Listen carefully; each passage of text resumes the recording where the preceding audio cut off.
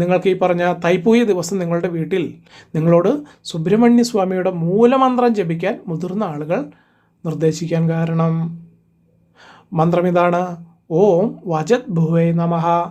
ഇത് ആവർത്തിച്ച് ജപിക്കുക. ഭഗവാന്റെ അനേക നാമങ്ങളിൽ വെച്ച് ഏത് നാമമാണോ നിങ്ങൾ സാധാരണയായി വിളിക്കുന്നത് ആ നാമവും ആ രൂപവും നിങ്ങൾ മനസ്സിൽ ധ്യാനിച്ച ശേഷം മൂലമന്ത്രം ജപിക്കുകയാണെങ്കിൽ അത് നിങ്ങളുടെ മനസ്സിന് ഒരു പ്രത്യേക അനുഭൂതി ഉറപ്പായിട്ടും നൽകുന്നതായിരിക്കും.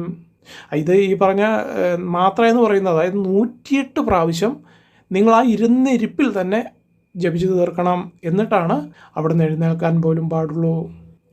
ഇത് ഈ പറഞ്ഞ ഈ തൈപ്പൂയം അല്ലെങ്കിൽ ഈ സ്കന്ദഷഷ്ഠി ദിവസം മാത്രമല്ല, എല്ലാ ദിവസവും 2 നേരവും ജപിക്കണം എന്ന് താല്പര്യമുള്ളവർക്ക് അങ്ങനെയുമാകാം. ഈ സമയം നിങ്ങൾക്കുണ്ടായേക്കാവുന്ന മറ്റൊരു സംശയം, ഭക്ഷണ കാര്യത്തിൽ പരിപൂർണമായി ഞാനൊരു വെജിറ്റേറിയൻ ആയിരിക്കണമോ